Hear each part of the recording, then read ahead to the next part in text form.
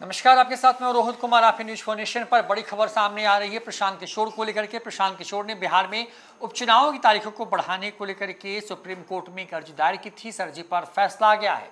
दरअसल बिहार में आज चुनाव प्रचार जो है उपचुनावों को लेकर के खत्म हो गया है। बिहार की 4 सीटों पर, जो कि लोकसभा में सांसद निर्वाचित होने की वजह से जो सीटें खाली हुई थी, वहां पर उपचुनाव जो है वो हो रहे हैं।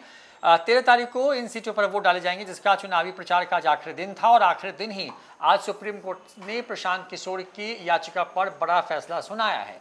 आपको बता दें कि बिहार की इमामगंज, बेलागंज, तरारी के साथ साथ रामगढ़ सीट पर उपचुनाव हैं। इन सीटों पर महागठबंधन वर्सेस एनडीए का मुकाबला है। दोनों आमने सामने हैं। तमाम बड़े दिग्गजों ने जो है पूरी ताकत झोंक दी, जिसमें खुद प्रशांत किशोर शामिल थे।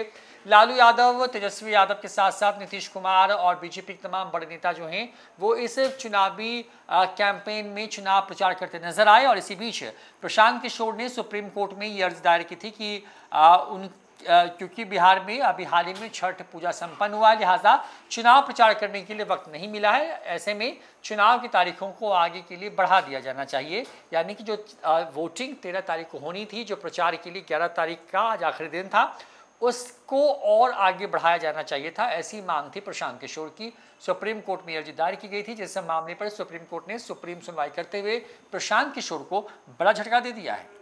शीर्ष न्यायालय ने साफ कर दिया है कि उपचुनाव की तारीखों में कोई बदलाव नहीं होगा और चुनाव घोषित तिथि को ही होगा।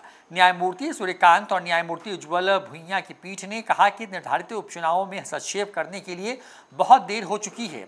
शीर्ष अदालत ने इसे नीतिगत मुद्दा बताते हुए कहा कि अदालतों को ऐसे मामलों में हस्तक्षेप नहीं करना चाहिए और कहा कि बिहार उपचुनाव के लिए सभी व्यवस्थाएं की गई हैं। पीठ ने टिप्पणी करते हुए कहा कि अन्य राजनीतिक दलों को कोई समस्या नहीं है, केवल आपको समस्या है। आप एक नए राजनीतिक दल हैं, आपके इन जिग जैग को जानने की ज़रूरत है। याचिकाकर्ता की ओर से पेश वरिष्ठ वकील अभिषेक मनु सिंघवी ने कहा कि बिहार में छठ पूजा में जितना महत्वपूर्ण कोई भी अन्य त्यौहार नहीं है। पार्टी ने कहा कि उत्तर प्रदेश, पंजाब और केरल में चुनाव की तारीखें धार्मिक आयोजनों के आधार पर चुनाव आयोग द्वारा आगे बढ़ा दी गई, जबकि बिहार चुनाव में छठ पूजा त्यौहार के बावजूद इसी तरीके का व्यवहार नहीं देखा गया।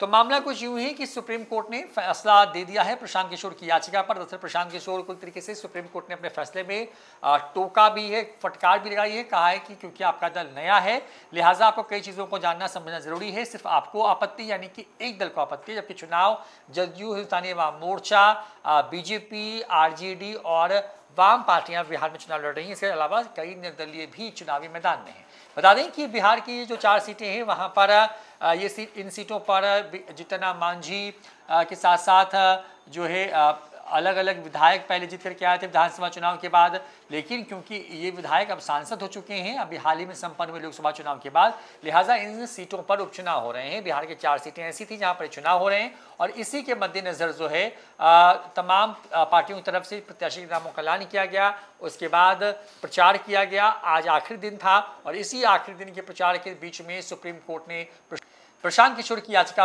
पर सुनवाई जो है वो करते हुए ये बड़ा फैसला दिया है और उनको एक बड़ा झटका सुप्रीम कोर्ट से लगा है। फिलहाल इतना ही। देखते रहिए न्यूज़4 नेशन। नमस्कार।